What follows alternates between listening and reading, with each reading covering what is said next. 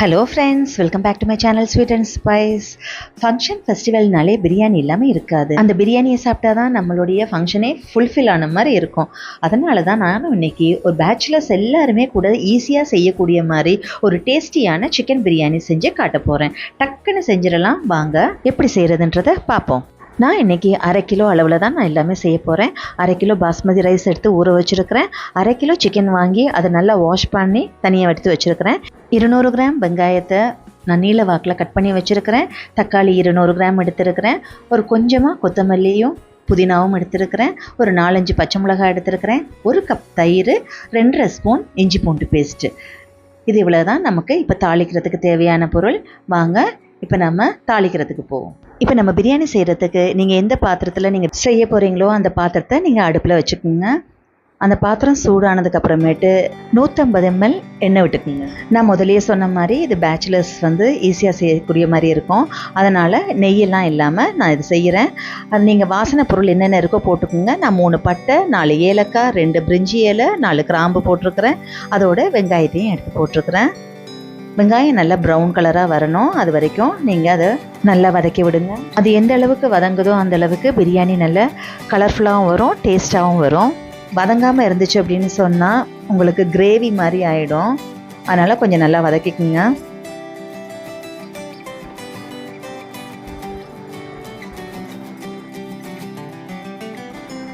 இப்போ நம்ம வதக்கிட்டே இருக்கும்போது நம்ம கொஞ்சமாக எடுத்து வச்ச புதினா கொத்தமல்லியிலேருந்து ஒரு கொஞ்சமாக எடுத்து அதையும் போட்டுக்கிறோம். இதோட நம்ம எடுத்து வச்ச இஞ்சி பூண்டு பேஸ்ட்டையும் அதில் போட்டுக்குவோம். அதை போட்டுட்டு நல்லா வதக்கி விட்டுருங்க.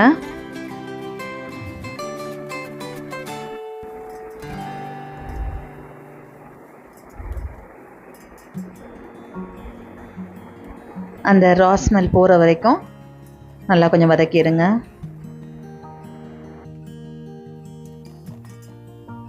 நான் ஸ்டார்டிங்லேயே இப்போ நான் மிளகாத்தூள் போட்டுடுறேன். மிளகாத்தூள் நீங்கள் எப்போ போட்டிங்கன்னா கலர்ஃபுல்லாக இருக்கும். நான் காஷ்மீரி மிளகாத்தூள் ஒரு 2 ஸ்பூன் போட்டுக்கிறேன். நார்மல் தனி மிளகாத்தூள் 1 ஸ்பூன் போட்டுக்குங்க. இது எல்லாத்தையும் நல்லா வதக்கிடுங்க. ஸ்டார்டிங்கே நீங்கள் போடுறதுனால இது நல்லா கலர்ஃபுல்லாக இருக்கும் பிரியாணி. வதங்கிடுச்சு. இப்போ நம்ம கட் பண்ணி வச்ச தக்காளியை அதில் எடுத்து போட்டுக்குவோம். தக்காளியும் அதில் போட்டுட்டு நல்லா வதக்கிடுங்க. தக்காளி நல்லா சீக்கிரமாக வதங்குறதுக்கு நம்ம தேவையான அளவு உப்பு கொஞ்சம் போட்டுக்குவோம். உப்பு போட்டதுக்கப்புறம் நல்லா கிளறி விட்டுருங்க. அதோட நம்ம எடுத்து வச்ச பச்சை மிளகாயும் அதில் போட்டுருவோம். பச்சை மிளகாய் நான் வெட்டி போடலை, நான் அப்படியே முழுசாக தான் போட்டிருக்கேன்.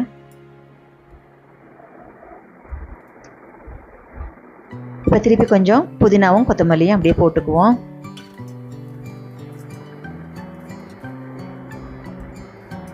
நான் எந்த அளவுக்கு எடுத்து வச்சனோ அதைத்தான் நான் 2ஆக பிரித்து நான் போட்டிருக்கிறேன். ஏன்னா நிறைய போட்டு அதை கொஞ்சம் டிஸ்டர்ப் ஆகிட்டே இருக்கும். இப்போ நம்ம எடுத்து வச்ச அந்த 1 கப் தயிரை நான் விட்டுருக்கிறேன். நான் ஒரு 100 ml தயிர் எடுத்துருக்கிறேன். அதை நான் அப்படியே விட்டுட்டேன். நான் முன்னாடியே சொன்ன மாதிரி இது 1/2 கிலோ அளவில் தான் செய்கிறேன். 1/2 kilo basmati rice, 1/2 kilo chicken கொஞ்சம் நீங்கள் ஜாஸ்தியாக போட்டால் கூட டேஸ்ட் நல்லாயிருக்கும். இப்போ இதுக்கு எல்லாமே நம்ம 1 லிட்டர் தண்ணி தான் விட்டு செய்ய போகிறேன். இப்போ சிக்கன் போட்டதுக்கப்புறமேட்டு அதை நல்லா கிளறி விட்டுருங்க. தண்ணி எதுவும் விடாதீங்க, அதை அப்படியே மூடி வச்சுருங்க. கொஞ்சம் மீடியம் ஃப்ளேமில் வச்சுருங்க. மீடியமுக்கும் லோவுக்கும் நடுவில் வச்சுட்டு அப்படியே நடுவில் கொஞ்சம் கிண்டி விட்டுருங்க.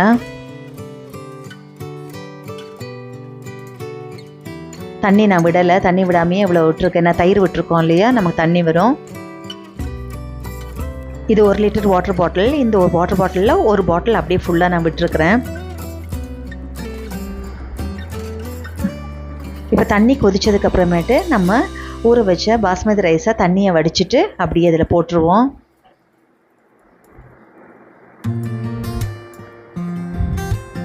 போட்ட உடனே நீங்கள் அடுப்பை குறைச்சிடாதீங்க, ஹை ஃப்ளேம்லேயே இருக்கட்டும்.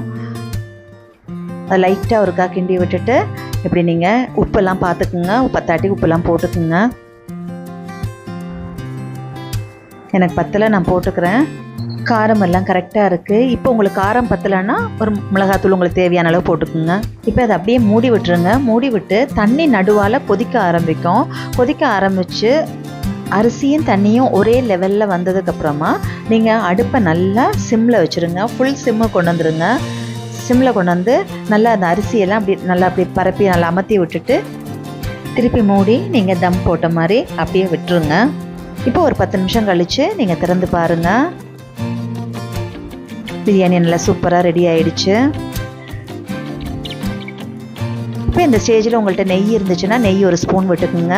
இல்லைன்னாலும் பரவாயில்ல, நமக்கு வீடு கமகமன்னு அப்படி ஒரு வாசமாக இருக்குது. நீங்கள் இப்படியே ஒரு 10 நிமிஷம் வச்சுட்டு அப்புறமா கூட நீங்கள் எடுத்து சர்வ் பண்ணுங்கள். நான் இதுக்கு முட்டையும் வச்சு புதினா துவையெல்லாம் அரைச்சிருக்கிறேன். சிக்கன் 65 பொரிச்சு வச்சுருக்கிறேன். நீங்களும் இதே மாதிரி நியூ இயருக்கு பிரியாணி செஞ்சு சூப்பராக சாப்பிடுங்க. நல்லா என்ஜாய் பண்ணுங்கள். ரொம்ப டேஸ்ட்டாகவும் இருக்குது, சூப்பராகவும் இருக்குது. சிம்பிளாக நம்ம ஒரு பிரியாணி சீக்கிரமாக செஞ்சுட்டோம். நீங்கள் மிஸ் பண்ணாமல் இதை செஞ்சு உங்கள் ஃபேமிலிஸ் அண்ட் ஃப்ரெண்ட்ஸோடு நல்லா சாப்பிடுங்க. சந்தோஷமாகவும் இருங்க.